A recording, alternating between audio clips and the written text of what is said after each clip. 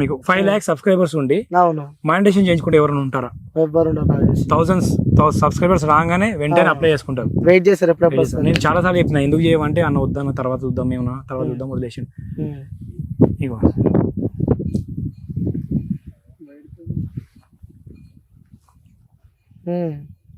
చేయించుకోలేదు. నువ్వు పిచ్చోనవా అని అడిగినా నేను ఎవరైనా అనుకుంటాం కదా అన్న ₹4 సంపాదించుకుంటారని అనుకున్నాం, ₹1 సంపాదించుకోడు. బిగ్ బాస్ లోపల పోయేటప్పుడు రూపాయి లేదు, నేను దగ్గర నుంచి చూసిన. అందరు పైసల గురించి అనుకుంటారు కానీ పైసలు కాదా నీకు అదొక గోల్. చూడొచ్చు ఇగో ఇప్పటికి 5 lakhs సబ్స్క్రైబర్స్ ఉన్నా కూడా ఇప్పటికీ తన ఛానల్ మానిటైజేషన్ కాలేదు. సో ప్రూఫ్స్ కూడా మనకి వాళ్ళ ఫ్రెండ్స్ లైవ్ లో చూపిస్తున్నారు. సో చూడొచ్చు. సో ఇది మీకు డీటెయిల్స్ మొత్తం ఇస్తా. నిజంగా నేను నమ్మలేకపోతున్నా బ్రో.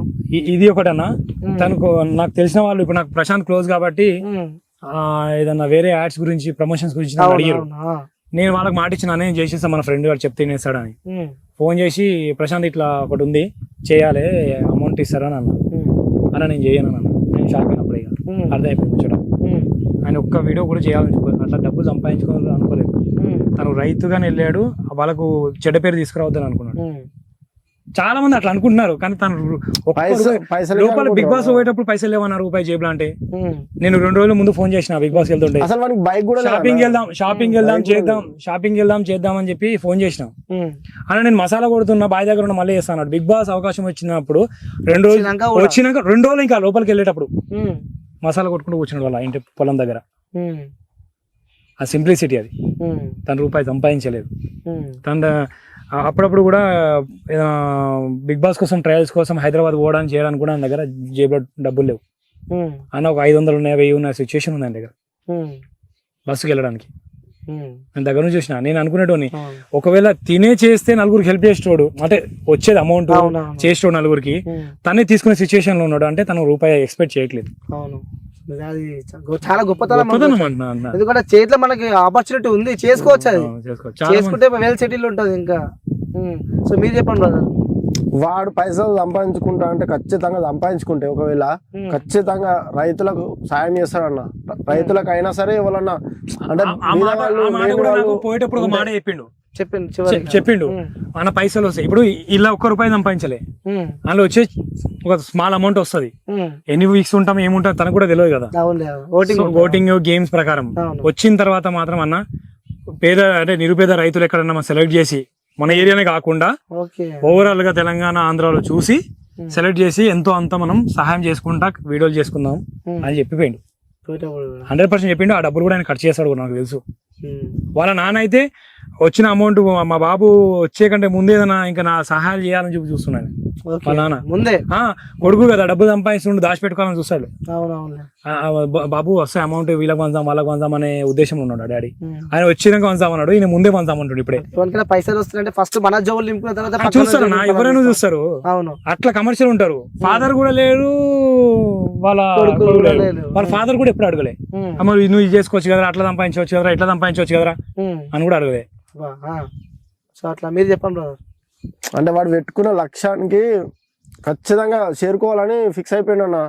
ఇక వేరే అమౌంట్ అవి ఇవి ఏం అది ఆలోచన లేదా దానికి మొత్తానికి. ఓన్లీ బిగ్ బాస్ లక్ష్యం పెట్టుకున్నాడు, ఒక రైతుని నిలబెట్టాలి, ఆ పెద్ద అది స్టేజ్ మీద నిలబెట్టాలని పెద్ద ప్రోగ్రామ్ కదా అన్న. అంటే రైతు బిడ్డ అని చెప్పి ఒక ట్యాగ్ వాడుకొని అక్కడికి వచ్చి అమ్మాయిలని ఫ్లడ్ చేస్తున్నా ఫ్లటింగ్స్ అవి కాదన్న. 24 hours దానిలో మనకు షో చూపిస్తున్నారు.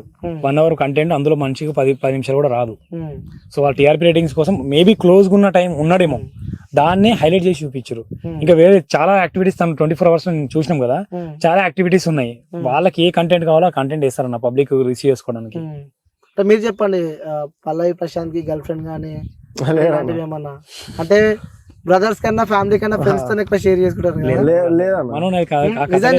నిజమన్నా. ఇప్పుడు స్కూల్లోనే ఊకే కొద్దిగా బ్లాక్ ఉంటే కర్రోడా అని ఊకే అందరు వాడు చేయాలనే ఇంట్రెస్ట్ వానికి ఉండదు. ఇట్లా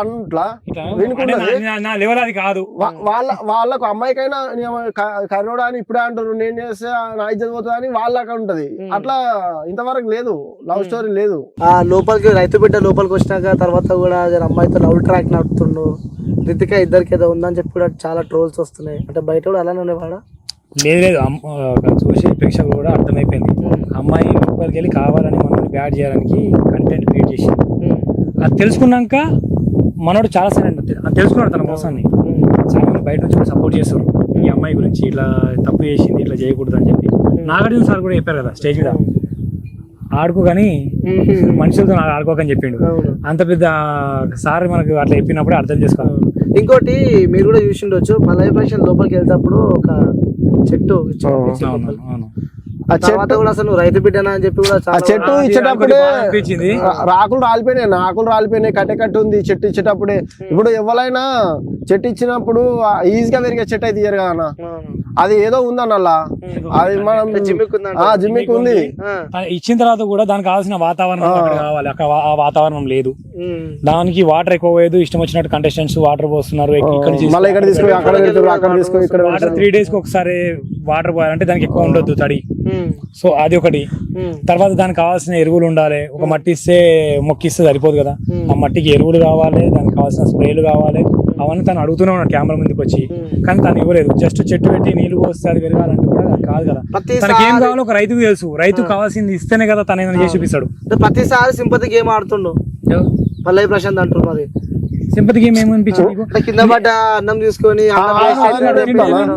తింటే ఏమైంది? ఒక రైతు కష్టపడితే ఒక ఇత్తును కూడా పడియాడన్న, 2 మెతుకులు ఎట్లా పడిస్తాడన్న? ఒక ఇత్తును ఇప్పుడు ఉసుకలు ఉన్నా కూడా ఇట్లా జల్లి పట్టి అలా కింద ఇత్తులు తీసి ఆ ఉసుక పడేస్తారు. ఒక రైతు కష్టపడ్డప్పుడు ఒక ఇత్తును కూడా పోనీయాడు, ఆ మెతుకుని ఎట్లా పోనిస్తాడన్న? పోనీయాడు, ఇంటికాడ కూడా పోనీయాడు. అట్లనే మళ్ళీ ఒకటి రీల్ తీసిరు కదా అన్న, ఆ రీల్ కూడా అలా బొక్కలు ఉంటాయి, బొక్కలు ఉంటాయి. అది తీస్తే మన ఇక్కడ నుంచి ఇట్లా బొక్కలు బయటికి ఇట్లా పడేస్తాడు, తిన్నాక బొక్కలు ఎవడైనా పడేస్తాడు. దాని వల్ల ఫుడ్ పడేసినట్టు చూపించేదాన్ని. ఇక్కడ 2 అంటే ఏది దొరికితే ఏదేద్దామని అది కళ్ళ. ఇప్పుడు కొందరికి ఏముంటది అంటే ఒకటి ఎదుగుతుంటే ఊరలేని గుణాలు ఉంటాయి, కళ్ళమంట అదేమంట అన్నాడ. వాళ్ళు ఎవరు ఏరా అన్న, అందరు చేస్తారు.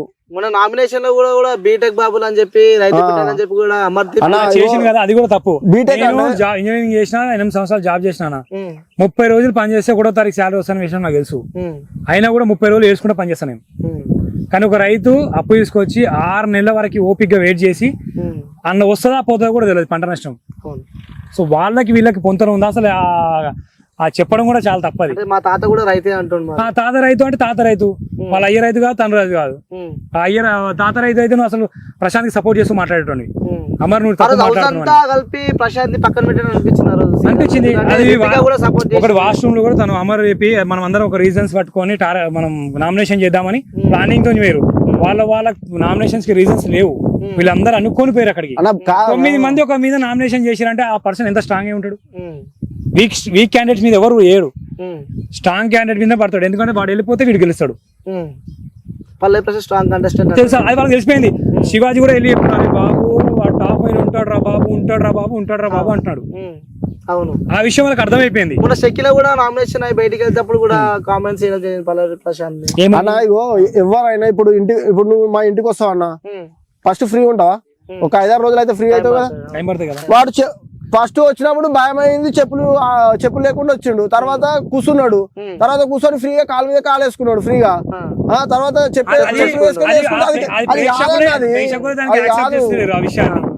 అది ఎవరైనా సరే ఒక ఇంటికి పోతే ఫస్ట్ ఫ్రీ ఉండాలన్న, ఉంటుంటే వస్తుంది.